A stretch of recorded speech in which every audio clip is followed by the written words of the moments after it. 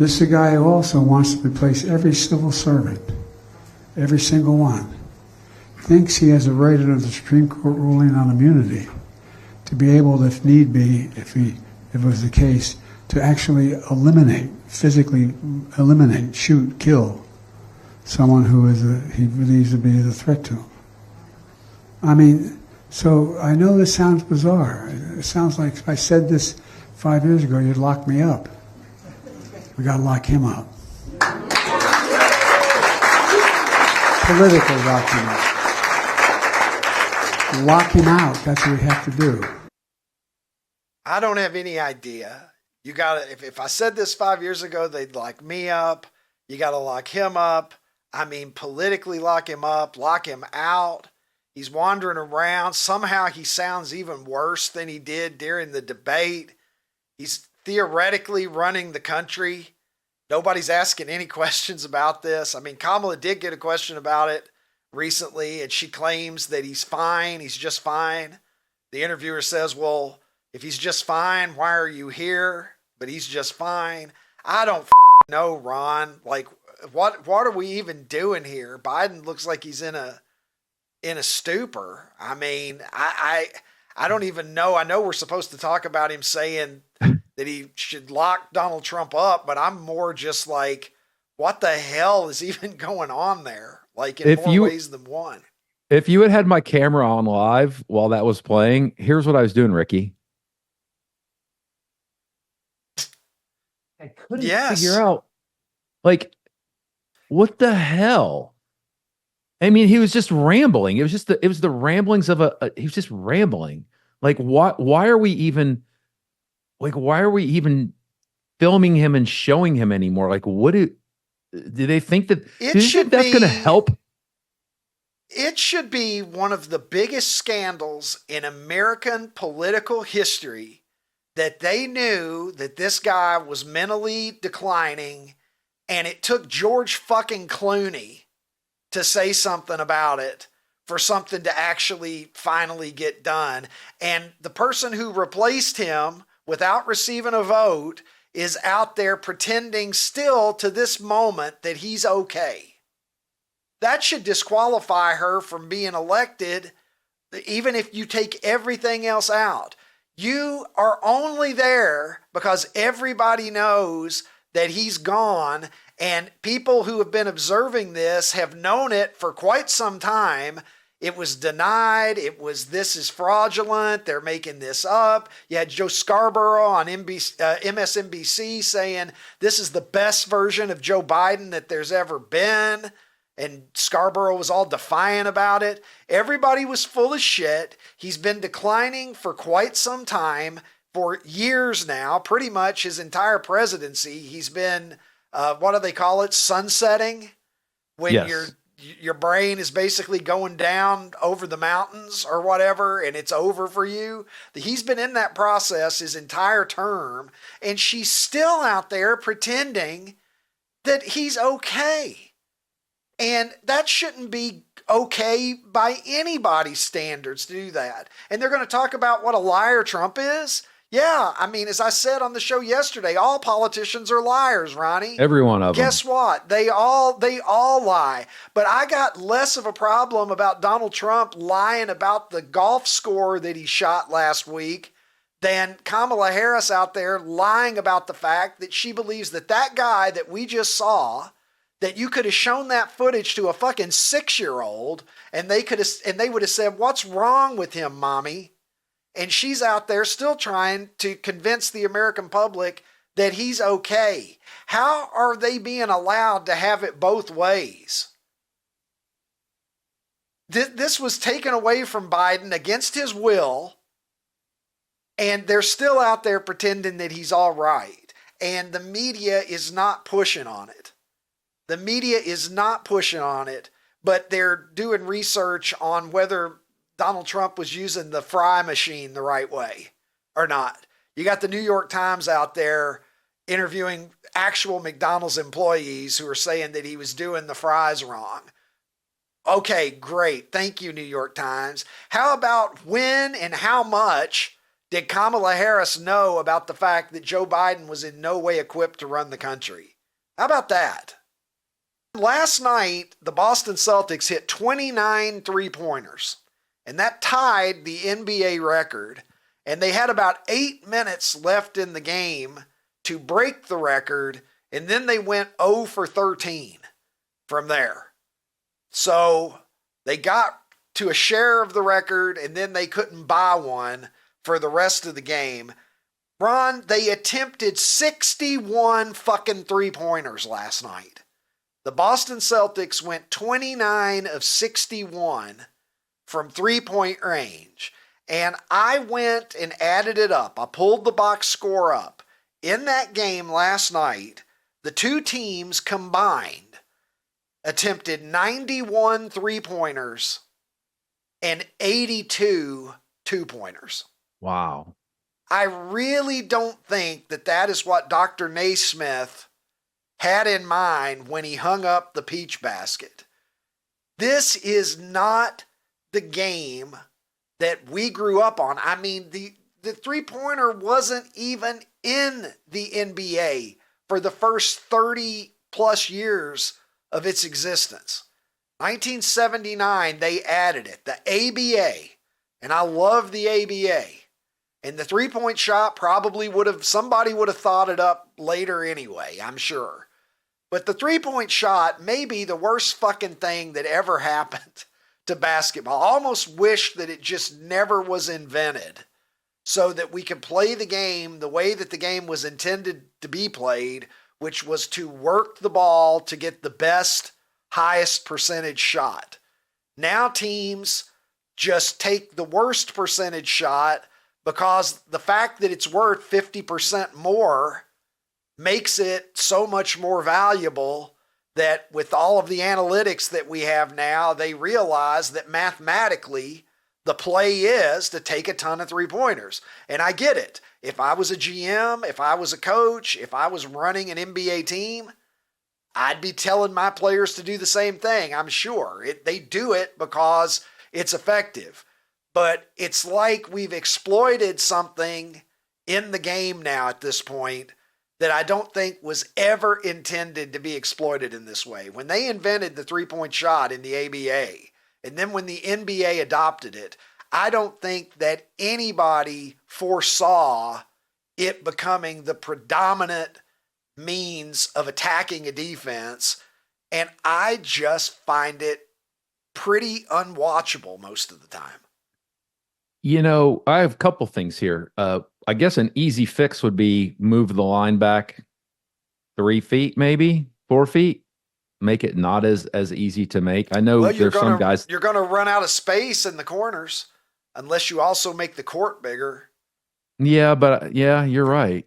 You're right. But so what would the football equivalent to this be? Would it be doing 40, whatever you said, 40, 50% of your plays being like 40 plus yard bombs? Like, is that the football equivalent? Because I'm just trying to think. Well, I don't think I would. While I do enjoy, go routes and posts and all that stuff, would I enjoy it every single play?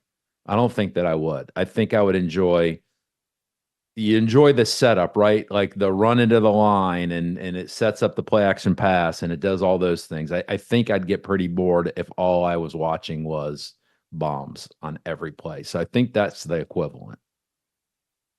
Well, you used to see more of a vertical passing game in the NFL. I mean, guys, and the rules were a lot tougher. Receivers could be harassed all the way down the field until the late 70s with the Mel Blount rule. But, the games have changed. Obviously, baseball has changed. I've been bitching about how baseball has changed, and I don't like some of those changes. The NFL has certainly changed. The running game is not nearly as important as it used to be. Passing game is now dinking and dunking, and screen passes and things like that have replaced a lot of what used to be the running game, right? There's a lot of passes in football nowadays, Ron, that are they're almost like runs in a sense, long handoffs, exactly. So anyway, 91 fucking threes. right out of the gate. And, it's Papa Shot. And I don't know, man. It's like, I'm kind of like, okay, they're hanging a banner. I'm sort of interested in the LeBron and Bronny stuff. Nah, I don't know, man. It's like if all it is running up and down the court, chucking 25 footers, I think I'm probably going to end up zoning out again. Joel Embiid, Ron, was not in the lineup for the Philadelphia 76ers opener. And as I discussed on the program last week with Dave Ross while you were gallivanting around the Pacific Northwest, Joel Embiid has stated that it's unlikely that he will play any back-to-backs this year, meaning not back-to-back games, but back-to-back nights. Tuesday, I don't know how many back-to-backs. Yeah, I don't know how many back-to-backs are on their schedule. I'm going to guess 15 or 20, maybe something in that range in the 82-game schedule. I could be just making shit up right now, but that seems about right to me. He said that he not only doesn't plan to this year, he probably won't for the rest of his career.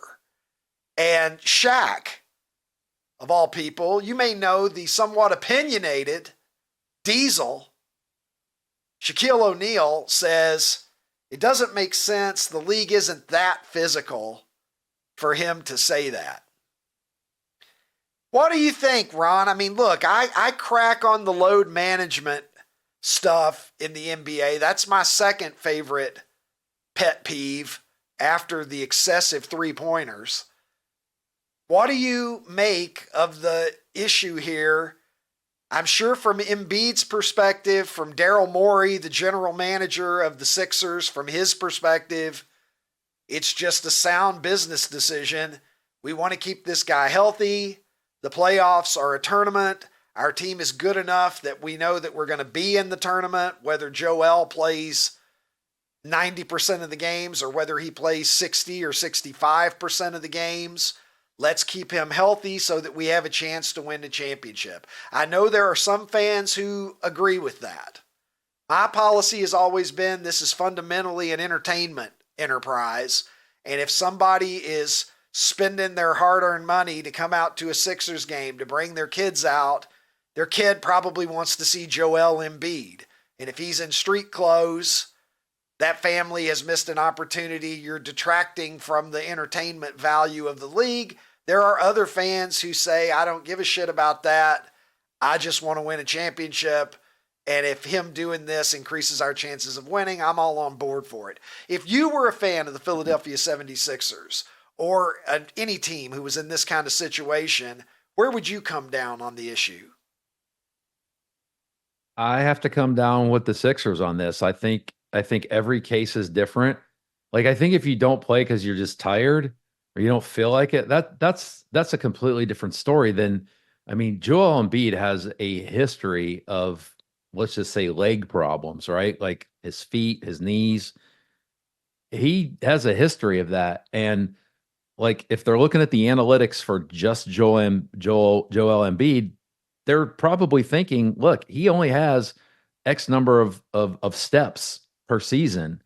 And if we use them all up in November and December and January, he's not going to have any steps left when it comes the playoff run to get into the playoffs or the playoffs. So I think every case is different. I do understand the whole, I can't imagine what it would be like looking at the schedule. And, so I live in Nashville and like, I want to go see Steph Curry play. And so when the Golden State Warriors are playing in Memphis, I've already bought my tickets for that game in March, and the family's looking forward to it. We're going to make a big weekend out of it. And then he doesn't play. Not because he's hurt, but because he had too many games in a row and he didn't want to play. So I get that end of it too. I think as sports fans, we have to take that gamble. But I don't disagree with what Embiid is doing. I think every case is different. These guys know their bodies and they're making business decisions. It's just like running backs, man. Running backs have so many miles in their body. Soft, Ron. Soft is all I'm saying. To say that you're just going to swear off back-to-backs entirely? Come on, man. Michael Jordan, Kobe Bryant, all those kind of guys. Different bodies, man. They have different bodies, and they know their bodies differently. Different hearts as well, man.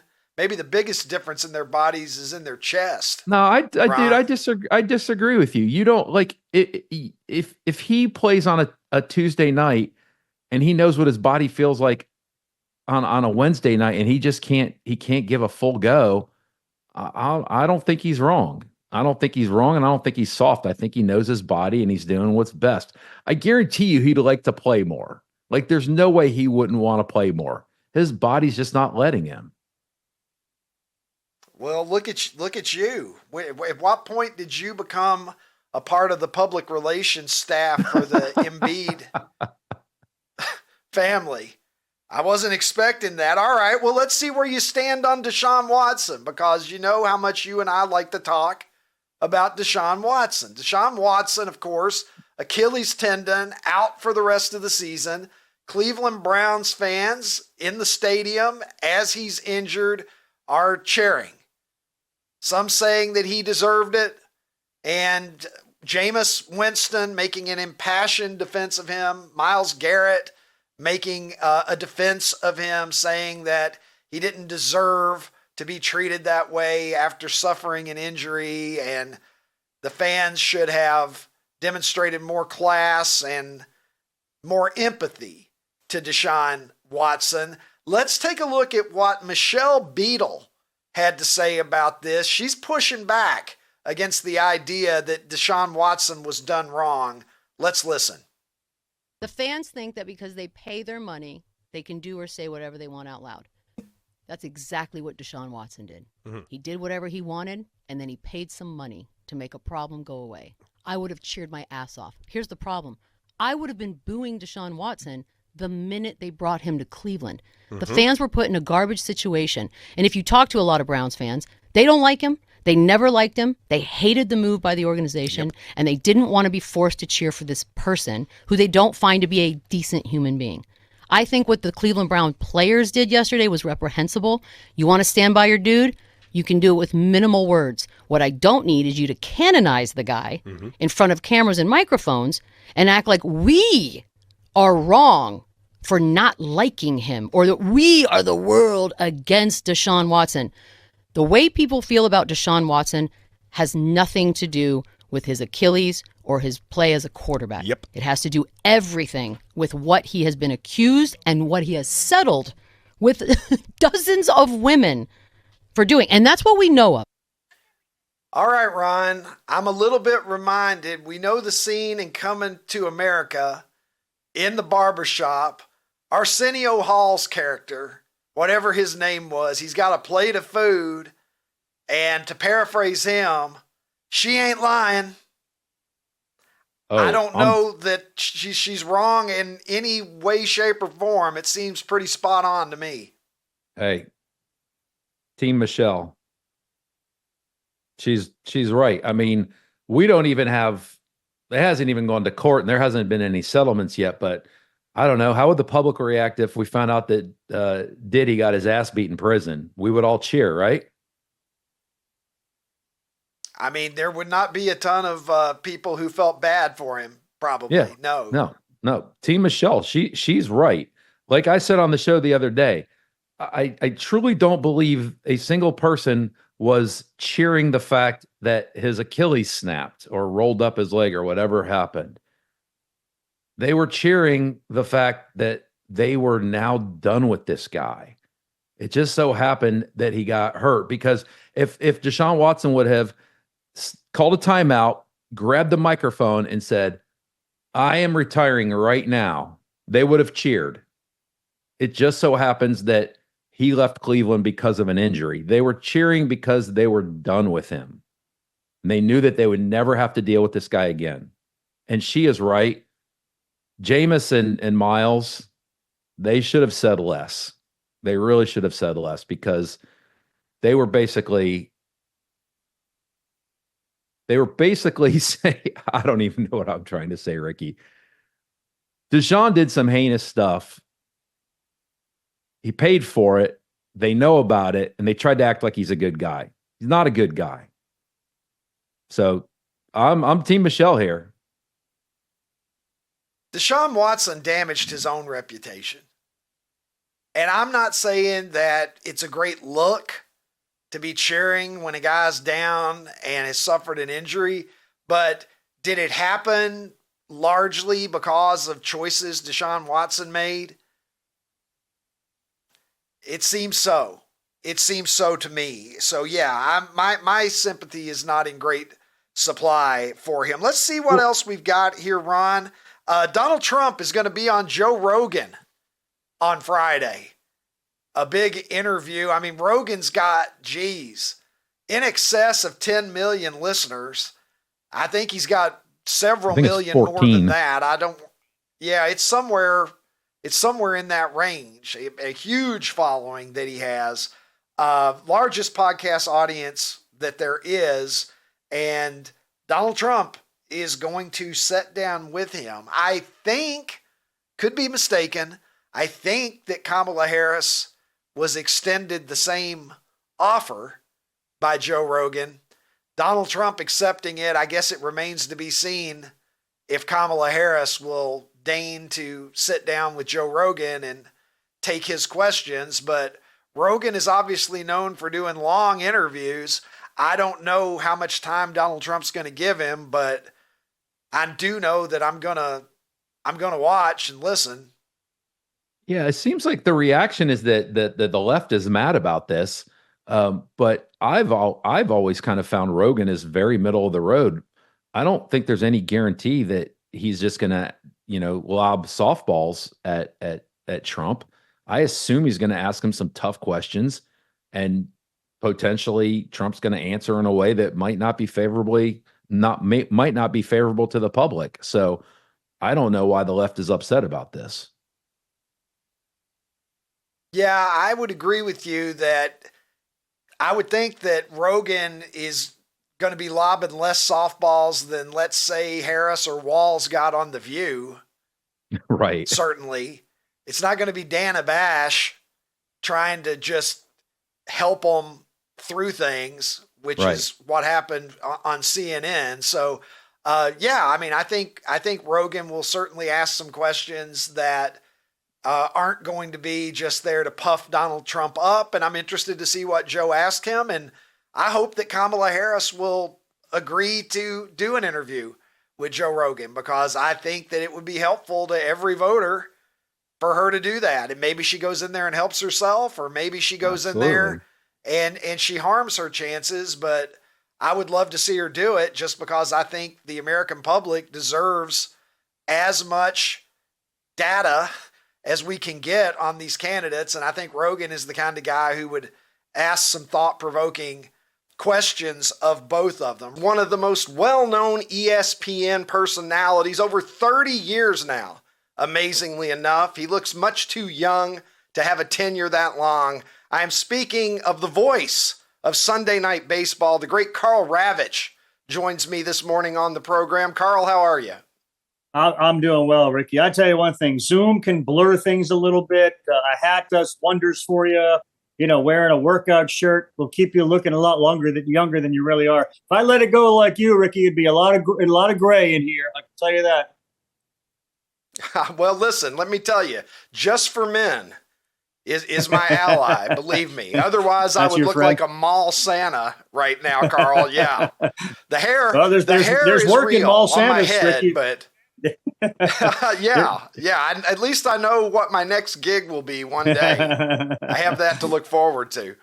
Karl, pleasure to have you on, man. I want to talk some World Series with you out of the gate. We've got a classic, right? If you're of a certain age, Yankees Dodgers is sort of the platonic version of the World Series. And not only do we have it, but they had the best record in each league. You've got the best player in each league.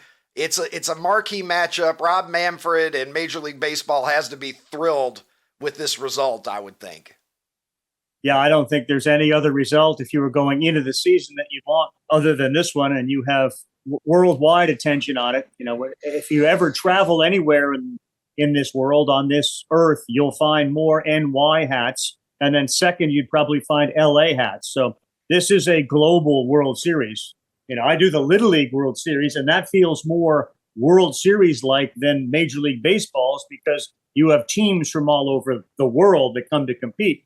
Here you have a player who obviously has just massive appeal in Japan, and it's the reason they're going to start the season next year in Japan with the Dodgers. You know, Ohtani. You have Judge, who is as big a personality star in baseball. You have the two iconic franchises. With all due respect to the Cardinals and the Braves and the Phillies, these are the two. And I was with Rob not too long ago. He wasn't sitting there smiling at the possibilities, but if you could read between the teeth, you could tell if this did turn out to be this way, he wouldn't be bothered by it. And yeah, look, this is a phenomenal World Series. I was just with the Yankees during the postseason and through the League Championship Series. They're playing as well as they can. We've certainly learned you never count out the Dodgers in spite of all the injuries. So yeah, this is the series that you want. Unfortunately, baseball is a little different than other sports. While it feels like it's very close and you'd love to see 7 games, sometimes it doesn't always work that way. So you keep your fingers crossed. You've at least got the table set, and now let's hope the dinner lasts for a long, long time. Yeah, it certainly looks good on paper. Shohei Ohtani's season, Karl, I mean, you've been covering Major League Baseball for a very long time. Shohei Ohtani, what he did this year, I'm out of superlatives at this point. Yeah. This is a guy who's a former 15-game winner, 2.33 ERA. I believe he finished 4th in Cy Young voting a few years ago. Obviously not able to pitch this year due to the Tommy John issue, but man, when he focuses solely on hitting, unbelievable. We get this 50-50 season. I already thought that the guy was a unicorn. Now he's a unicorn riding a unicycle, Karl. Yeah. Have you ever in your life seen anything as spectacular as this guy? You know, I think what he seems to be able to do is to take some expectation and turn it upside down. You know, you expected him to have a very good offensive year because he's a really good hitter, and that's what he was going to focus on. I don't think anybody thought that there would be 50 steals plus in his season. I don't think that anybody thought he'd be as consistent as he is. He is the 2024 version of a leadoff hitter. I mean, that's one evolution of our game that's changed so dramatically, Ricky, is the idea that Ohtani is a leadoff hitter, that Kyle Schwarber is a leadoff hitter. It's not Ricky Henderson anymore. The one thing that stands out about Ohtani when you're around him is his physical size. And the idea that somebody who, if you were to sort of line up all of the players, you would start with Judge, and Ohtani would fall next in that line. You'd have Clay Holmes and others who are really tall, but when you talk about height and width, it is Judge, and then it's Ohtani. And we know about Judge and his ability to play the outfield. He's not stealing 50 bases. So the idea that Ohtani has all of these tools and looked at his season and said, I'm not going to be able to pitch, so how can I dramatically impact this game? He did it. I don't know how many lists, Ricky, that you've ever come up with as sort of a checklist of things you wanted to accomplish.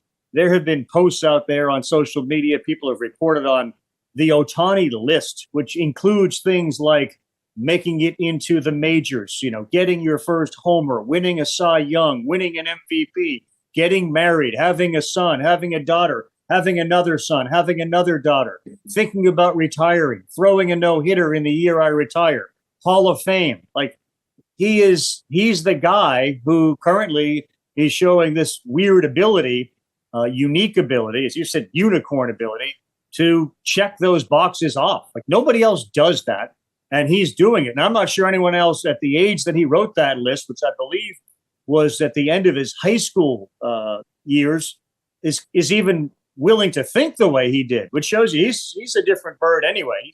He is a unicorn that way, and yet he's accomplishing it all. And here's this sort of fantasy that you get into a 7-game series, and as they always say, all hands are on deck. Ohtani's been throwing in the bullpen. Would it shock anyone? And I'm not saying this is going to happen, but would it shock anybody if he parades out of the bullpen at the end of a 7th game in a World Series to get a final out like he did against Trout in the World Baseball Classic? I don't think they'll do it. I think it's too much of a financial risk.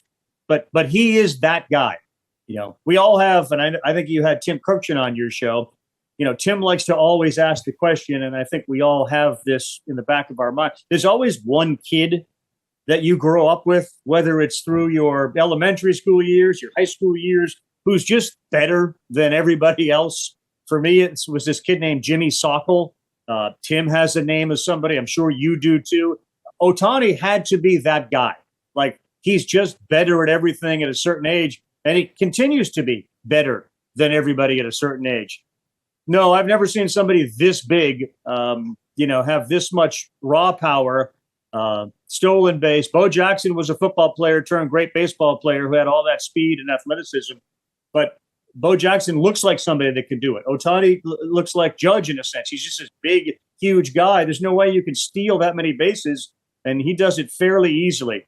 And I think sometimes, Ricky, we discount how smart he is, how much of a thinker he is in this game. That also helps him immensely. Yeah, it would have been unthinkable when we were kids, Karl. We look back on Babe Ruth's accomplishments as though they were, oh my gosh, that happened in another world, in another lifetime. We'll never see anything like Babe Ruth again, and yet here we are. Karl, a sad sort of thing that's hanging over this World Series now. We lost Fernando Valenzuela. Yeah. That news just coming through yesterday. 1981, for those of us of a certain age who remember that incredible summer of Fernando mania and taking the Dodgers to the World Series that year where they beat the Yankees in 6 games as Fernando won the Cy Young Award and the Rookie of the Year. What are your thoughts on Fernando and what he meant to baseball in that era and sort of the cultural phenomenon that he was? Right. So, I mean, part of what makes the Yankees and the Dodgers World Series so cool, obviously, is the fact that LA once called Brooklyn home and then they moved out there. When they moved out there, Ricky, they pissed a lot of people off, and they certainly were angering the community where Chavez Ravine is, which is a pretty significant Latin American community. And, one of the things that having Fernando Valenzuela appear on the scene did was to some extent, build some bridges again between the organization and that community. And as you know, because you got a chance like I did to see it, it was a phenomena. He was the Beatles coming to America. He's the Rolling Stones. But when he performed, you couldn't get a ticket, and he traveled. When he went to New York, it was prove it, show us you can do it under the bright lights and big city that New York is. And in a lot of ways, the strangest part of Valenzuela's season was he wasn't supposed to start the first game. Their big other lefty, Jerry Royce, was supposed to start. He couldn't start. He got hurt. So Valenzuela started that game, and that began a string of 5 straight complete 9-inning games. It was. I grew up with Louis Tiant in Boston. This sort of turn your back on the hitter and somehow throw the ball over the plate for a strike. Fernando was doing that from a left-handed side, and he threw a whole bunch of pitches. So when you watch the highlights, it wasn't all gas. It wasn't all high velocity. There was a screwball in there. There was a breaking pitch. There's change-ups. And I got a chance, obviously, later here while he was broadcasting Dodger games to, spend time with him, see him, speak to him. He is and was a very unassuming guy. He's not 2024 posting on TikTok and Instagram guy. He never was that. Never wanted the spotlight on him. And even to the end when he was doing games, we all knew how huge he was. There's not many people who have mania attached to the back of their name. Fernando Mania. We didn't have a lot of those, but he wore it really well. He was very humble. He was probably overwhelmed by all the attention he was getting. And yet he reconnected the Dodgers with the Latin community. And The similar story today is Ohtani in Japan, Valenzuela in Mexico. You have these cultural connectors, and they speak one language, which is baseball. And he did it on the mound as well as anybody. There was some quirks to the guy with the breathing through the eyelids, et cetera, et cetera. A fantastic story. Very, very sad because he's only 63. It was way too early, and he was imparting a lot of wisdom on baseball fans and in particular Dodger fans. But wonderful, quiet, like to talk baseball, not a braggadocious guy at all. Sort of created a spotlight by what he did performing instead of shining a spotlight on himself because he just wanted the attention. Let's take a look at what I'm tweeting. There I am. Are you aware Newsweek reporting that that's not an actual photo of me, Ron? I'm being told. Take a look at this. Here's a little something that your grandma might have had out if she was a woman of great faith. I said, "Thou shalt not bringeth thy weak shit into the lane." Amen. And you can see, I don't know, I'm sure Jesus is, it says Jesus is my coach. And Jesus is doling out a little bit of Dikembe Mutombo instruction there, because it looks to me, I don't know what they're intending for that to look like, but it looks to me like he is about to swat that into the 10th row, Ron. I'm just trying to figure out whose team he's on. Is he on the redheaded kid's team or the kid in the red? I'm just trying to figure this out. He may be taking them both on. Oh. It may be a 1-on-2 situation, but I mean, just take a look at that. You can't, I don't know if that kid just came in and tried to finger roll one over Jesus, but I'll tell you right now, you can't come into the lane on Jesus Christ like that. He's going to feed you. And right there, clearly, sometimes it's like the meek shall inherit the earth, but they're also going to get that shit rejected.